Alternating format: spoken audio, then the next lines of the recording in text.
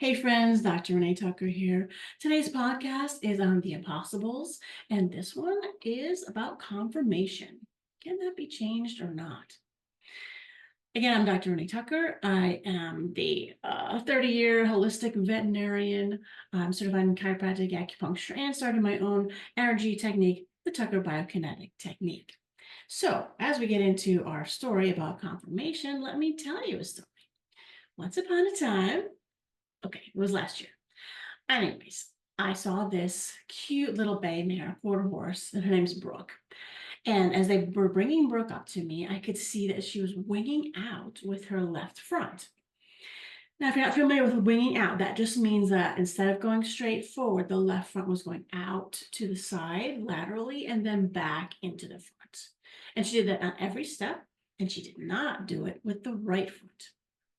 Okay, so I asked the owner about this, and they just said, well, they had only gotten her about 6 months ago, and the owners at that time had said, she's always been like that. That's just how she came, that's her confirmation, and it's no problem. So that's what everyone was thinking. That's just how she is, and it's not fixable. So as I worked on Brooke, I found many misalignments. And for those of you who might be interested, I'll tell you what they were.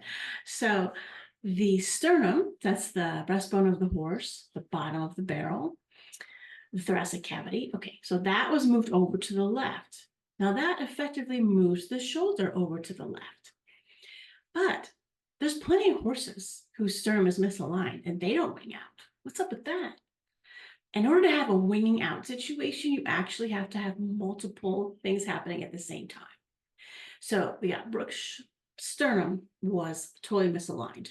Her shoulder itself, so the scapula and the humerus, that joint right there, the shoulder, that also was misaligned. And then what's usually happens with a winging out is the last two cervical vertebrae and the first two thoracic vertebrae.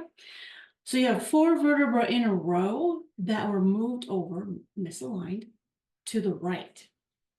So she's got underneath of her left shoulder, she has her sternum pushing it out, and then the next four vertebrae dropping over to the right effectively kind of lets the shoulder fall in. So it's pushed out and it's fallen in. And that's what creates the winging out thing. Okay, so my point here is I fixed it. No, not a problem, not anything big deal. You just align everything like we do in TBT. So she walks off and she's moving perfectly straight. Now it's kind of fun for me, I'll have to admit, when the owner's like, wait, she's not winging out anymore. How could you fix that? I'm like, well, it's just misalignments. And the trainer who had referred me, and I appreciate that, he's been a horse person for 40 years. And he said, I thought that was impossible to fix. And you just did it in like 30 minutes. The whole session was 30 minutes, not the whole, just the shoulder. Anyways, I was very happy about this. I love it when I get to surprise people with things they think are impossible to fix. And there you go, they're fixed. It's delightful. And they're very happy, and the horse is happy. Because even though she was technically not in any pain and officially not having any trouble with that winging out issue, she really was. Because when anything is asymmetrical, the body has to compensate or pick up the slack for that asymmetry. Then those compensations, they get tired and they will start hurting eventually. Look, I'm sure we've all had this happen, but if you haven't, just picture if you hurt your knee and you're limping around trying to keep the weight off your leg, it's not too long before not only does your other leg hurt because it's taking too much weight, but then your back will start hurting. And weird enough, your shoulder might start hurting because it all just travels around trying to compensate for the injured knee. Anyways, that's just one example. I'm sure you all have had this happen. Okay, so one point to my confirmation topic today is that if it's asymmetrical, it's not normal. It is not just something they come with. So that can either be a lameness or a weird way of going, like the winging out, or it can be asymmetrical muscles. you have pretty decent muscling on one hind leg, but only not so good muscling on the other. That's not how horses are. That's not how they are made. Sure, it may have been like that for 5 years, ever since, you bought the horse, but that doesn't mean it's normal. Okay, so any asymmetries, those are not normal and should be addressed. Okay, now the other thing I want to talk about is just general conformation. There's lots of conformation gurus out there who I respect. They know so much stuff. And those conformation gurus, they are correct for that horse they are analyzing at that snapshot in time. So what I mean by that is the conformation person will be like, okay, look at this angle of the shoulder. You can see how it's too upright, and therefore the horse is only good for trotting or whatever, okay? But the key is a couple things that I don't feel some of them take into consideration. The horse's shoulder could be too upright because it's misaligned. Or like we just talked about, the sternum could be shoving it over to one side. Or the hoof could be trimmed poorly and making the angle of the shoulder different. I know some conformation people do take the hoofs into consideration, but not all. And the one thing I do disagree with, and I may have kind of alluded to that already, is that some say this cannot be changed. No, it is impossible to change conformation. Let me tell you, it is possible, and I do it all the time. We already talked about the shoulder issue. Horses that are over at the knee, everyone thinks this is a conformation problem. I'm talking official over at the knee. That's always a misalignment. The body doesn't make horses that are over at the knee. The body, the body's design is not made to be over at the knee. It's not effective. It'll damage the knee over time. So on the one hand, it's right to look at that and know some conformation, be like, hey, this over at the knee is a problem, but it's very fixable. What else? So things like a lot of conformation people talk about weak coupling. Basically, they're looking at the angles in between the lumbar and the sacrum and the hip. And they're like, no, these angles are not correct, not good enough for a jumper. Just pass on this horse. Based upon this one snapshot in time, they could be correct. However, I'm saying you could fix it. Weak coupling, that's easy. All right, that's typically the pelvis is misaligned and the lumbar is not functioning well. Lots of things can affect the lumbar. It's like our low back, it kind of picks up the slack for a lot of things. The lumbar will get not twisted, but affected for sure if the pelvis is misaligned, right? Because it's attached to the pelvis. But guys, if anything's misaligned in the front end of a horse, they're going to shift some of their weight towards the back, and the lumbar area gets misaligned as well from that. Or the lumbar stuck there in the middle. Okay, but it is all fixable. Now, one thing that I did want to address is sometimes many times, people don't realize, well, what is conformation and what can be fixed and what's not. It's kind of confusing because my horse has been like this for 10 years. So how would I know? It came that way. And so I think that's his normal, right? And shouldn't we just not mess with it? Don't fix it if it isn't broke, kind of thing. Here's my little clue I'd love to chat about. Two things. As I already mentioned, if it's asymmetrical, that's a problem. But the other thing is, if it's not following the Fibonacci sequence, it's a problem. I hope everyone just laughed at that and thought, Renee is crazy, because this is the fun part for me. Okay. You may have heard of the Fibonacci sequence. It's also referred to as the golden mean. You can Google it, and they have lots of good pictures for you. The Fibonacci sequence is the key to how everything in nature is designed.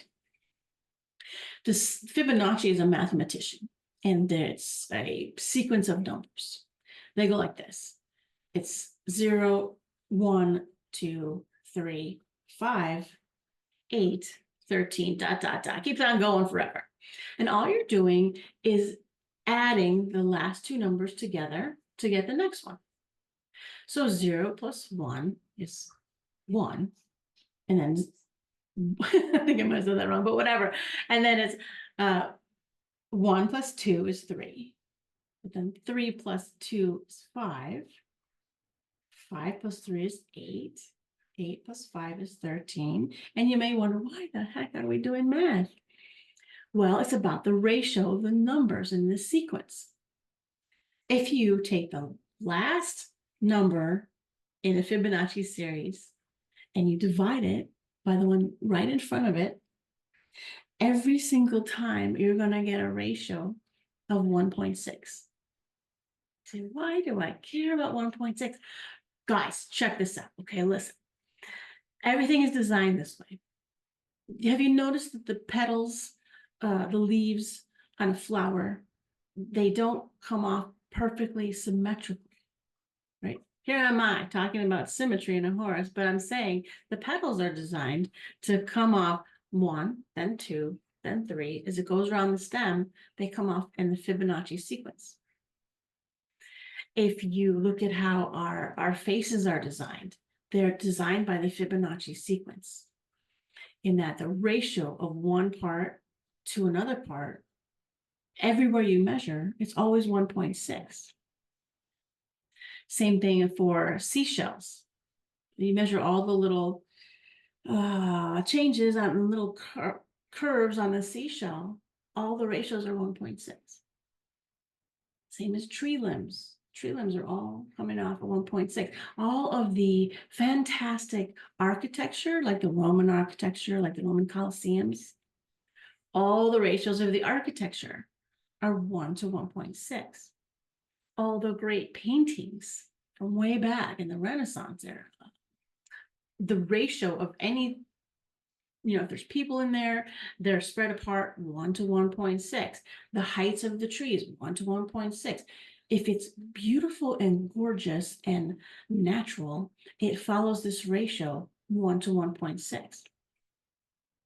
Look at the horse. If you look at the horse from the head to the tail, where are the withers? Well, they're not dead center. No, they're about a third of the way of the length of the horse. That's 1 to 1.6. So it's essentially pretty close to 1/3, 2/3.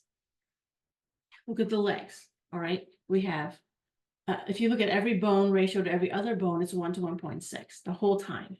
It's this beautiful ratio. And I'm sorry, describing it is lacking. So if you take a look on the internet, that's the Fibonacci sequence. Or on YouTube, there's lots of videos, and they show you all these pictures and show you how everything is designed exactly like this. Even the stars in the sky. Let me tell you about the analemma. Huh? Okay, who's heard of that? That is spelled ANALEMMA. And it's super cool. Let's say you wanted to make one, okay? You would look at let's say the sun, okay? And every week you take a picture of the sun in the sky from the exact same spot from your house. You don't move your camera. You just press the button, click, click, every week, all year round. And that